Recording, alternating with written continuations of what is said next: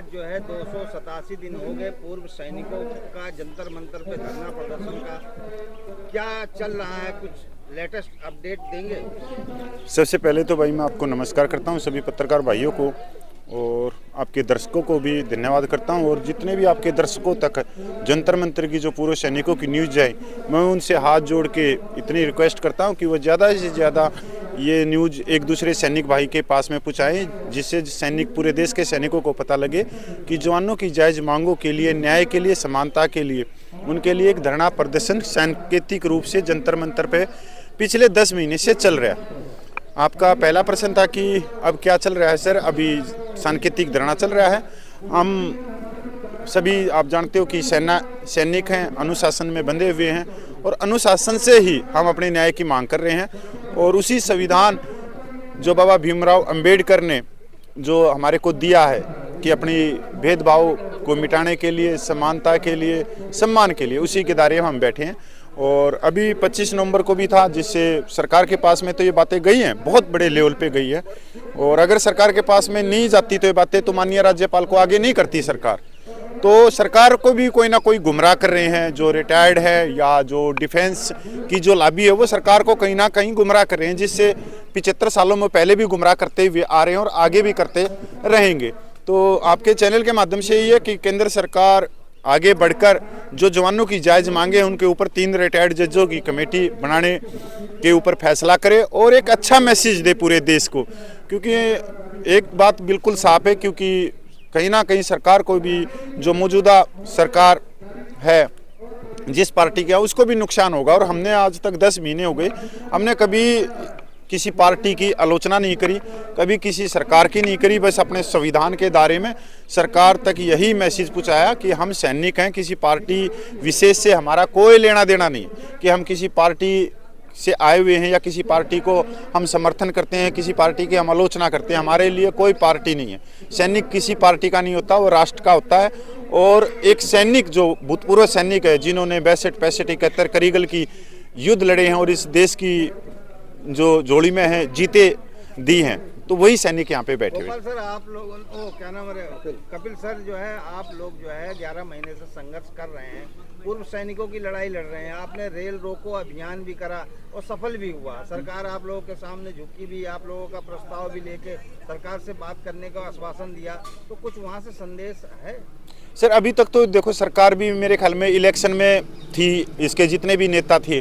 अब इलेक्शन से इनको फुर्सत मिलेगी, अभी भी 2-3 दिन में ज़्यादा ही मिलेगी, क्योंकि किसी पार्टी को गम हाथ लगेगा तो किसी को खुशी लगेगी। तो खुशी के नशे में क्या पता 2-4 दिन और बात ना करे, तो 2-4 दिन के बाद में जब वो सड़क पे आएंगे, जब गुले मिलेंगे, तो हो सकता है कि सरकार आगे आए और इसमें करे।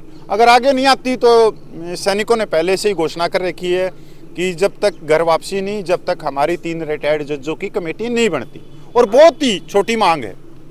आप लोगों का जिक्र जो है राजस्थान चुनाव में, मध्य प्रदेश चुनाव में प्रधानमंत्री जी, गृह मंत्री जी मंचों, खुले मंचों से जिक्र किया और उन्होंने कुछ पैसों का भी जिक्र करा, 90,000 करोड़ दिया पूर्व सैनिकों को। इसमें कितनी सच्चाई है? देखो सर, हम इसमें सच्चाई क्या है ये तो श्वेत पत्र ही आके पता लग सकता है कि इसमें सिपाही से हवलदार तो क्या मिला, जेसीओ रैंक को क्या मिला और अपर रैंक को क्या मिला। तो एक श्वेत पत्र भी आना चाहिए, क्योंकि ये जितना भी हुआ है ये सिर्फ 4 महीने के अंदर हुआ, जिसमें सबसे पहले अजमेर से कहा गया 65,000 करोड़, फिर 70,000 करोड़ और फिर अभी राजस्थान में जो कहा गया उसमें 90,000 करोड़ छत्तीसगढ़ और राजस्थान में कहा गया। अब ये नहीं पता लग रहा कि मेरे हिसाब से जो आगे चुनाव आएगा 2024 का, तो इस तरह से तो ये 200-400 करोड़ को पार कर जाएंगे। तो ये हमारे तो आ नहीं रही ये बात, हलक से नीचे नहीं उतर रही कि इसमें सच्चाई क्या। हम ये भी नहीं कह रहे कि सरकार ने पैसा नहीं दिया होगा, पर सरकार को दूरदर्शी होकर एक श्वेत पत्र तो दिखाना चाहिए कि हाँ हमने ये पैसा दिया। हम भी यही न्याय की मांग कर रहे हैं कि ये पैसा कहाँ गया, क्योंकि जवानों को तो इसमें से मिला नहीं। आप लोगों पे लगातार देश की जनता आरोप लगाती रहती है, पूर्व सैनिकों को दे दिया प्रधानमंत्री जी, फिर भी वो जंतर मंतर पे धरना प्रदर्शन कर रहे हैं, इस पे क्या कहें? सर पूरे देश की जनता तो नहीं लगा सकती आरोप, पूरी देश की जनता लगाती है। तो पूरी देश की जनता से मेरा भी एक सवाल है कि जब ये जनता रात को सोती है, तब ये जो इनके भाई हैं, जो सैनिक हैं, वो ग्लेशियर की माइनस ठंड के अंदर जहाँ हार्ड गल जाते हैं वहाँ पे खड़े रहते हैं। ये रेगिस्तान की बॉर्डर पे खड़े रहते हैं, जहाँ तपती गर्मी के अंदर लोहा पिंगल के चल पड़ता। ये जंगलों के अंदर भी रहते हैं, अपने घर परिवार को छोड़ के ये इनकी सुरक्षा में बॉर्डरों पे रहते हैं। अपने बच्चों की पढ़ाई ये नहीं करवा सकते, यहाँ तक इनके घर में किसी भाई बहन की शादी होती तो वहाँ भी ये नहीं पूछ सकते।